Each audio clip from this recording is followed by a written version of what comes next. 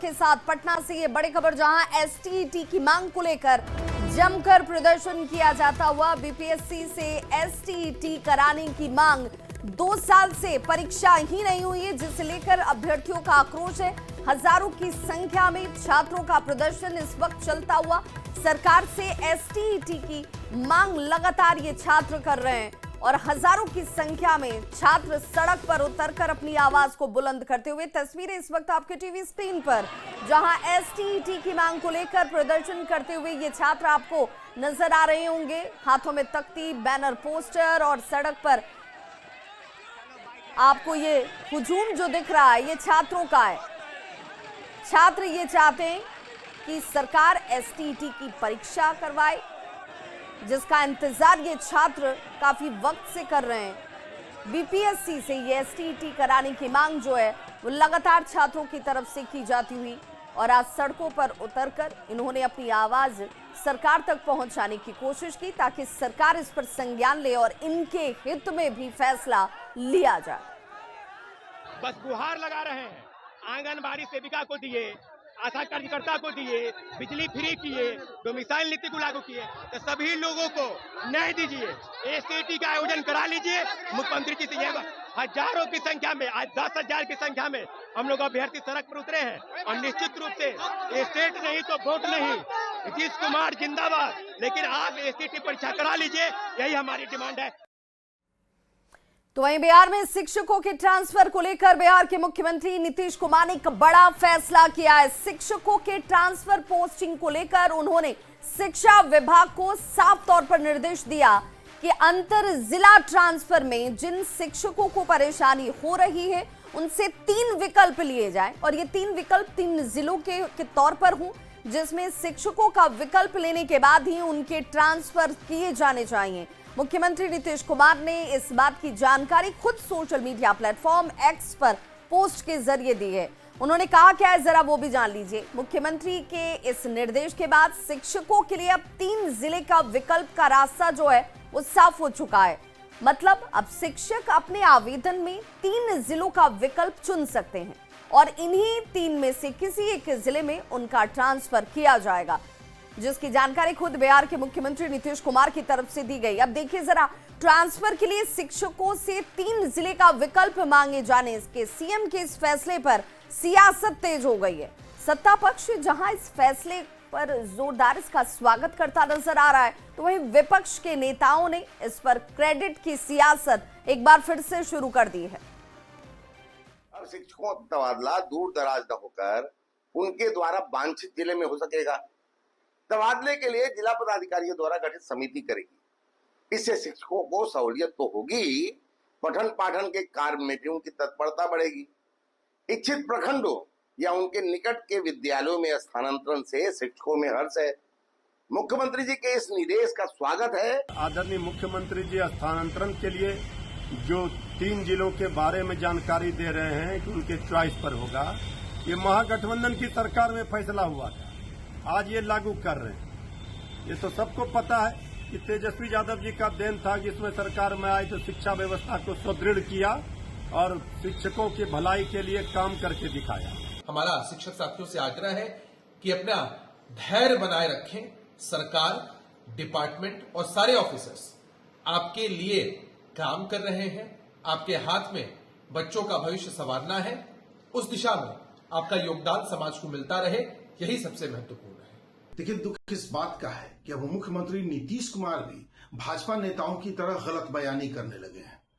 3 विकल्प शिक्षकों को मिले थे, शिक्षकों ने 3 विकल्प जो दिए उनमें उनका ट्रांसफर नहीं करके उनके घरों से 200 250 किलोमीटर दूर ग्रामीण क्षेत्रों में महिलाओं का तबादला कर दिया गया। एचएम और एसटी की पोस्टिंग तो ऐसी की गई कि कई महिलाओं ने अपना स्कूल ज्वाइन नहीं किया है और अब नीतीश जी उल्टी सीधी बातें कर रहे हैं। और अब बात एसआईआर की, जहां पर निर्वाचन आयोग की तरफ से एक बड़ा बयान जारी किया गया है। एसआईआर ड्राफ्ट सूची पर कोई दावा या आपत्ति अभी तक नहीं आई है। 6 दिन हो चुके हैं जब आपके पास विकल्प मिल चुका था, जब आप इस पर अपनी आपत्ति जाहिर कर सकते थे, लेकिन इन 6 दिनों में दलों की तरफ से एक भी शिकायत नहीं आई, जिस पर खूब सियासत हो रही है। मतदाताओं की अगर बात करें तो मतदाताओं की तरफ से अब तक 5015 दावे और आपत्तियां हैं वो सामने आ चुकी हैं, लेकिन जो राजनीतिक दल की आपत्ति थी, राजनीतिक दल की तरफ से शिकायत या सियासत इस पर हो रही थी, उनकी तरफ से अभी तक 6 दिनों में एक भी आपत्ति दर्ज नहीं कराई गई। 2 तस्वीरों के जरिए आप इसे समझ सकते हैं। पहली तस्वीर जिन पर सियासी तौर पर खूब हो हंगामा हुआ, एसआईआर को मुद्दा बनाकर विपक्ष की तरफ से आवाज खूब खड़ी की गई, लेकिन जब आपत्ति दर्ज कराने की बात आई है तो दर्ज क्यों नहीं हुई आपत्ति, ये बड़ा सवाल। तो एसआईआर के मुद्दे पर जारी सियासी शोर को लेकर जेडीयू के राष्ट्रीय कार्यकारी अध्यक्ष हैं संजय झा। उन्होंने विपक्ष पर इसे लेकर खूब निशाना साधा। संजय झा ने कहा कि बिहार में एसआईआर जरूर चल रहा है तो वहां के लोगों पर इसका कोई फर्क नहीं पड़ा, लेकिन इस मुद्दे पर दिल्ली में बेवजह का हंगामा जरूर खड़ा किया गया। हैरानी की बात तो ये कि इन्हें आपत्ति है, पिछले 6 दिन में अभी तक एक भी आपत्ति या शिकायत दर्ज क्यों नहीं हुई। भाई हम लोग बार बार बोल रहे हैं कि ये एसआईआर का काम जो है वो बिहार में हो रहा है। अब बिहार के लोगों में इसका कोई असर नहीं है, ये दिल्ली में हल्ला कर रहे हैं। बिहार में कहाँ कोई असर है इस चीज का। बिहार में एसआईआर का काम बहुत बढ़िया तरीके से इलेक्शन कमीशन ने किया है। 93% लोगों ने अप्लाई किया है और उसको स्पष्ट कहा गया 1 महीने का टाइम देकर, आपको किसी नाम पर ऑब्जेक्शन है तो आ करके आप लिख करके दे दी। आज तक कोई ऑब्जेक्शन देके नहीं गया था, और क्या होगा। और अब बात अनंत सिंह की, तो जेल से बाहर आने के बाद पूर्व बाहुबली विधायक अनंत सिंह आज मोकामा अपनी जनता के बीच पहुंच गए। इससे पहले इन्होंने न्यूज 18 से एक्सक्लूसिव बातचीत में एक बड़ा दावा जरूर किया। अनंत सिंह ने कहा कि विधानसभा चुनाव 2025 में विपक्ष को सिर्फ 15 सीट ही मिल पाएगी, बाकी सभी सीटें एनडीए की झोली में ही जाने वाली हैं। अनंत सिंह ने तेजस्वी यादव के उस बयान पर भी जमकर निशाना साधा जिसमें तेजस्वी बार बार कहते हैं कि उन्होंने अपने 17 महीने के डिप्टी सीएम के कार्यकाल में लाखों युवाओं को नौकरी दी। अनंत सिंह ने कहा कि मुख्यमंत्री नीतीश कुमार अगर मुझे तेजस्वी के खिलाफ टिकट दे देते हैं तो तेजस्वी की जमानत तक जब्त हो जाएगी। जनता के बीच जाएंगे, क्या बातें होंगी जनता से? बात की होगी, सबसे फिर मुलाकात होगा। चुनाव लड़ने की तैयारी है पूरी तौर पर? पूरी तैयारी है, पूरा जनता आपके साथ? पूरा साथ है। लेकिन अगर हम पूरे एनडीए और महागठबंधन की बात करें तो क्या लगता है इस बार किसकी सरकार होने वाली है? तेजस्वी कह रहे हैं कि 2025 नीतीश फिनिश। कह तो रहे हैं कि तेजस्वी की उम्र गुजर जाएगा, उस जन्म की तैयारी करे, इस जन्म नहीं। मतलब इस जन्म में मुख्यमंत्री नहीं बनेंगे तेजस्वी? उस जन्म में बने तो बने, इस जन्म में नहीं बनेगा। क्या कर वोट से बनेगा? तो कह रहे जनता हमारे साथ है। ये है, तब वो जीतिए रहा है। 17 महीने में हमने रोजगार दिया, ये कह रहे हैं। तब पर बाबू मैया से नहीं रोजगार दिलवा दिया है, नीतीश जी से कह के दिलवा दिया तो अपन बाबू मैया से दिलवा देता रोजगार। कह रहे कि नीतीश जो है वो हमारे हर बातों का अनुसरण कर रहे हैं, जो हम प्लान कर रहे हैं उसको लागू करना हमरा नहीं आता है, हम उतना पढ़ल नहीं है, जितना आप लोग विद्वान है उतना हम नहीं आता है। क्या लगता है ज्यादा योग्य कौन होंगे बिहार के लिए, जो दावा कर रहे तेजस्वी वो या जो नीतीश कुमार है वो? जो है सो, जो है जिसको नाम ले रहे हैं हम नाम नहीं लेवल जानते हैं। जो कुछ है ये नहीं है, विधायकों की सीट लेते बढ़ा कहाँ से लड़े तो जीतते हैं। हम तो हरदम कहते हैं जहाँ से लड़े वहाँ से हमारा लड़ा दीजिए। तेजस्वी के पटिया लड़ाबे था ना हमरा। कोना पार्टी से चुनाव लड़ेंगे आप? जेडीयू से? जदयू से लड़ेंगे। अगर तेजस्वी के खिलाफ लड़ाएगी जेडीयू तो आप लड़ेंगे चुनाव? एकदम 24 घंटा। जीत आपकी सुनिश्चित होगी या तेजस्वी की? वो तो अभी 76 नहीं मिला है तो कहाँ मिलेगा नहीं मिलेगा पहले बता दें। मोकामा से तो तैयारी कर रहे हैं ना आप? हम तो मोकामा से कर रहे हैं, तो मोकामा से तेजस्वी चले ना, जमानत जब्त करके भेजा देंगे। अगर मोकामा से तेजस्वी चुनाव लड़ेंगे तो जमानत जब्त करा देंगे। लेकिन अगर नौकरी की बात कर ले, बिहार के विकास की बात कर ले, तो आप लगातार देख रहे हैं सरकार को, नीतीश कुमार से बेहतर मुख्यमंत्री कोई और हो सकता है? पैदा नहीं लिया है बिहार में, बिहार में पैदा नहीं लिया है। इस बार कितना सीट आएगा एनडीए को? 200 छोड़ दीजिए, आओ जोड़ दीजिए, जितना बचा उतना हमारा पढ़ल नहीं है। मतलब 15 को आएगा विपक्ष को? हाँ, 12 से 15 तेजस्वी जीतेंगे। तो तेजस्वी यादव की जमानत जब्त कराने वाले अनंत सिंह के बयान पर बिहार में सियासत देखिए गर्म हो चुकी है और किस तरीके से सियासी बयानबाजी चल रही है, जरा आप भी देखिए। बिल्कुल ठीक बयान आया है कि तेजस्वी यादव को कोई भी हरा सकता है। मैं भी अभी 2 बार राघोपुर होकर के आया हूँ। पार्टी अगर मुझे मौका दे तो तेजस्वी यादव को तो मैं ताल ठोक दूंगा, मैं हरा दूंगा। दरअसल बिहार की राजनीति में भी यह परिवार अप्रासंगिक होता जा रहा है। अभी मोतिहारी के इलाके में, चंपारण के इलाके में इनके MY समीकरण में से M ने Y को पीट दिया और ये वोट बैंक की राजनीति खातिर चूक तक कि इस दल के एक भी नेता कहीं न वहां गए। अब जो लोग प्रलाप कर रहे हैं उनको एक बात समझ लेना चाहिए कि बिहार की जनता अब नीतीश जी और भारतीय जनता पार्टी के प्रति विश्वास नहीं कर रही है, क्योंकि नीतीश जी का ऑरा समाप्त हो गया है। नीतीश जी का नेतृत्व अचेता अवस्था में है। अनंत सिंह जी ठीक ही कह रहे।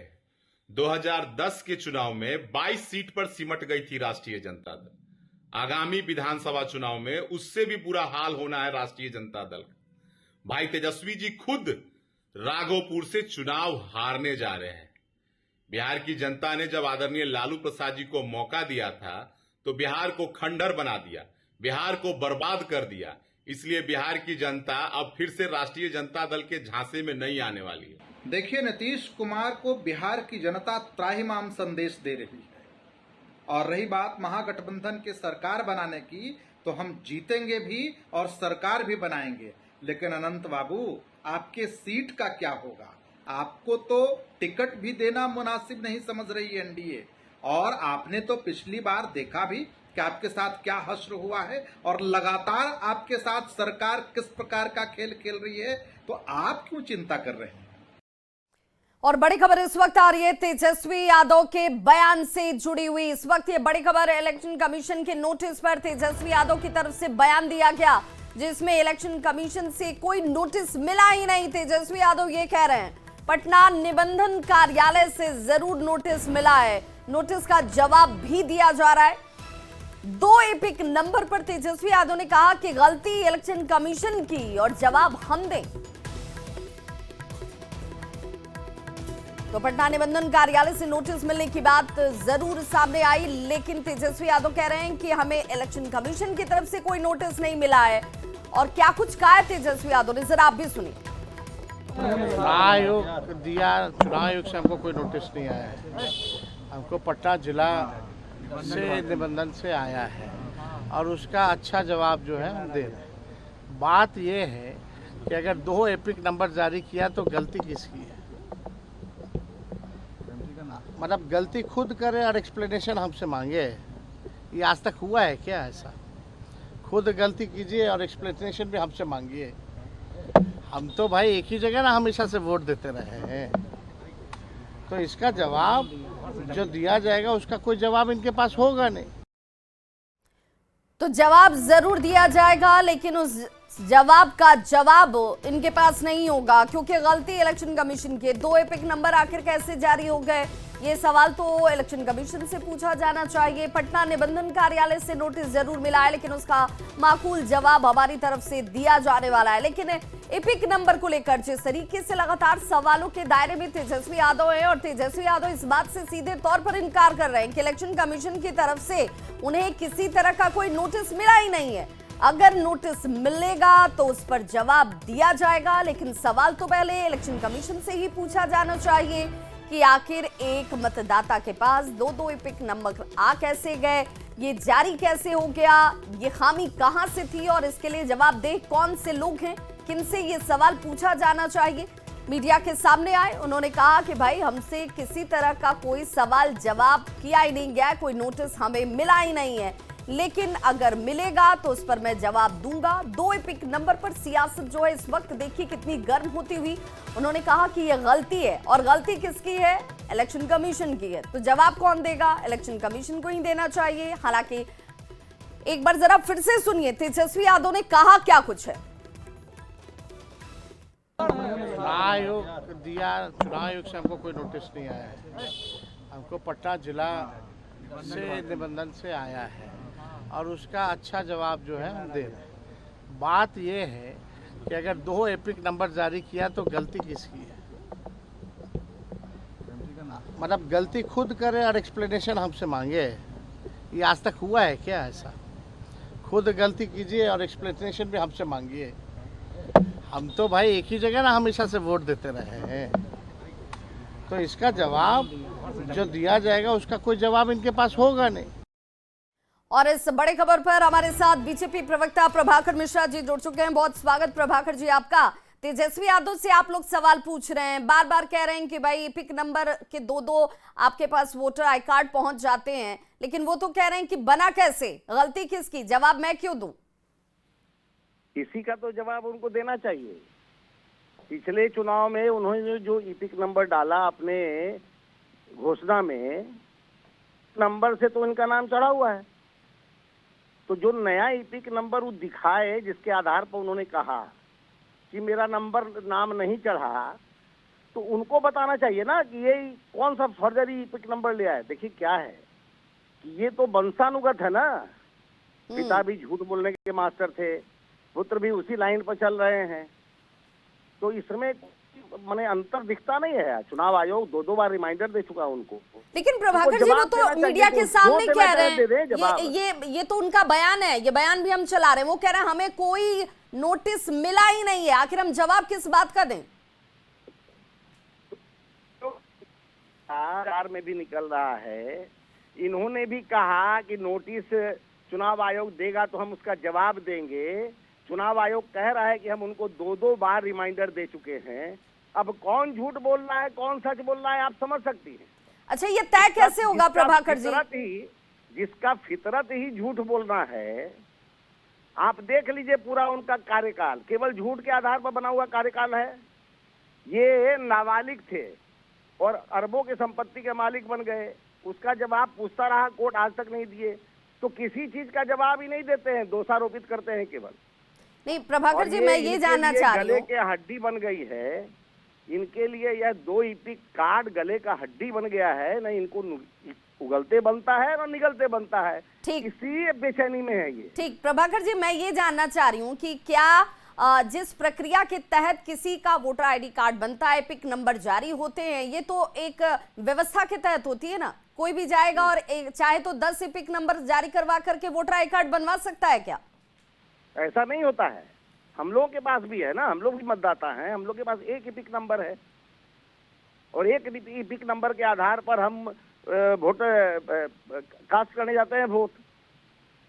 तो ये इनके पास जो 2 आ गया, तो ये तो इनको जवाब देना चाहिए ना कि ये दूसरा नंबर जो इनको दिखा के चिल्ला के बोल रहे थे, चुनाव आयोग को कटघरे में खड़ा कर रहे थे कि मेरा नाम ही कट गया, और जब उनके लिए गले का हड्डी बन गया, जब दूसरा ईपिक कार्ड जो उनका, जिन्होंने अपने घोषणा पत्र में चुनाव में 2020 के चुनाव में भी उन्होंने उसी ईपिक नंबर को डाला। चलिए, अब तो सियासत इस बात की कि नोटिस मिला कि नहीं मिला, मिलेगा तो जवाब देंगे। चुनाव आयोग का ये कहना है कि 2 बार रिमाइंडर भेजे जा चुके हैं, तो आखिर ये जा किसके पास रहा है? और अगर ये तेजस्वी यादव के पास जा रहा है तो तेजस्वी यादव इस बात को स्वीकार नहीं कर रहे क्या कि उन्हें नोटिस मिला है? बहुत बहुत शुक्रिया प्रभाकर जी हमारे साथ जुड़ने के लिए। देखिए फितरत ही झूठ तो अपना बिहार के इस बुलेटिन में बस इतना ही, लेकिन न्यूज़ 18 बिहार झारखंड पर खबरों का सिलसिला